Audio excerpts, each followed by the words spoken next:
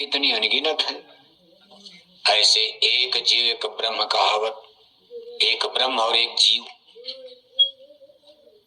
जब ये मृत्यु लोक नहीं बना था, ये धरती सूरज चंदा तारे नहीं बने थे, तो हम लोग यहाँ नहीं थे। जब धरती नहीं तो आप रहोगे कहाँ?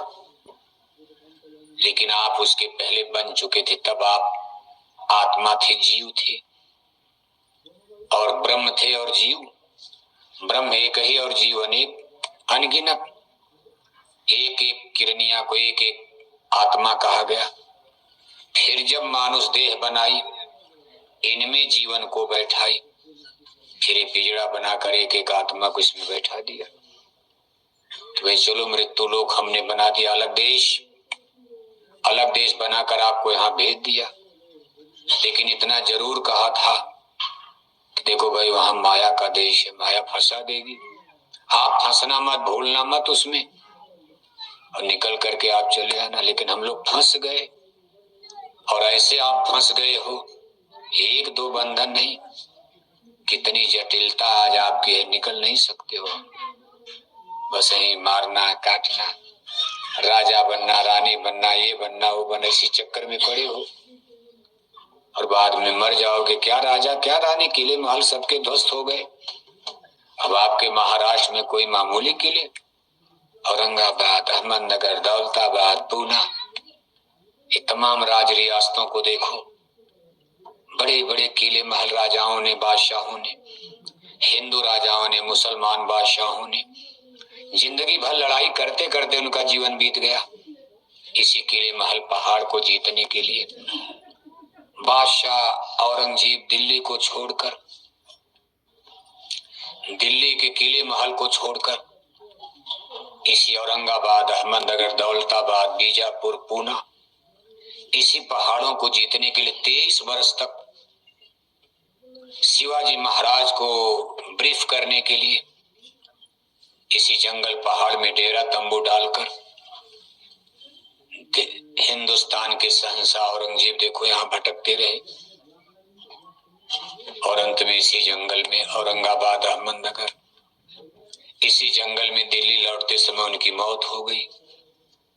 दिल्ली पहुंच नहीं पाए, इसी जंगल में उनकी कब्र बनी है।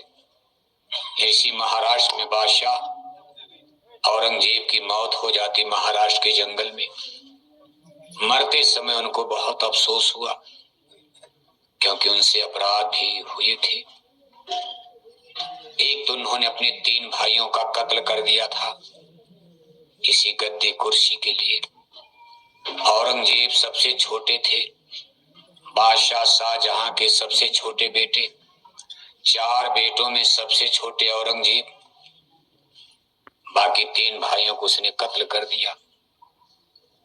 दारा शिकोह, मुराद,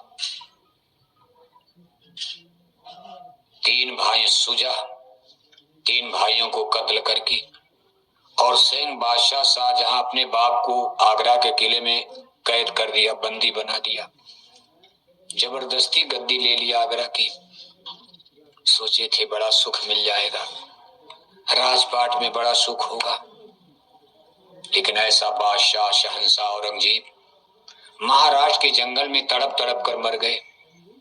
अंतिम रात को उन्होंने आंसू बहाया था, जिस दिन उनकी मौत का वैद हकीम खड़े हैं। अब बादशाह के लिए लाव लश्कर है, सब कुछ है, वैद हकीम सब लगे, लेकिन वैद हकीम कह रहे हैं हुजूर अब बचाया नहीं जा सकता। औरंगजेब ने कहा बचाओ मुझे, अभी हिंदुस्तान जीतना, मैंने अभी महाराष्ट्र को नहीं जीत पाया, दिल्ली पर विदेशी आक्रमण होने लगा, जल्दी दिल्ली चलो। दिल्ली भी नहीं जा, न इधर का जीत पाए न दिल्ली जा पाए, और जंगल में ही मौत होने जा रही। और जिस समय बादशाह अकबर औरंगजेब मर रहे, उनके जीवन में एक बहुत बड़ा अपराध हो गया था।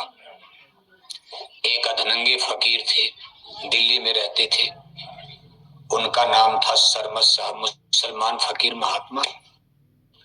जैसे आप हिंदू धर्म में संत महात्मा कहते हो, ऐसे मुसलमानों के यहाँ जो चेतन पुरुष होते हैं, स्पिरिचुअल पावर, उनको मुर्शिद, कामिल, कामिल मुर्शिद, पीरे आजम, आला मुर्शिद, फकीर, पैगंबर, औलिया, अनेक नामों से जाना जाता। जैसे हिंदू धर्म में ऋषि, मुनि, ज्ञानी, ध्यानी, जोगी, जोगेश्वर, संत, महात्मा, सतगुरु, ज्ञानी, ध्यानी, ऐसे उनके भी आलिम फाजिल। एक बहुत बड़े फकीर महात्मा, वो अधनंगे रहा करते थे। जैसे कोई लंगोटी उंगोटी लगा के, तमाम महात्माओं को आप हिंदू धर्म में भी देखते हो, साधु महात्मा लोग ऐसे फटा पुराना। अब उनको कोई कपड़े उपड़े का शौक तो रहता नहीं, तो महात्मा जी अधनंगे, बस एक फटी पुरानी लंगोटी लगाए दिन भर नंगे धड़ंगे घूमते थे, क्योंकि उन लोगों को जाड़ा ओड़ा तो लगती नहीं। जब आत्मिक शक्ति चेतना जाग जाती तो शरीर बिल्कुल शून्य हो जाता। इसको शून्य समाधि अवस्था कहते हैं।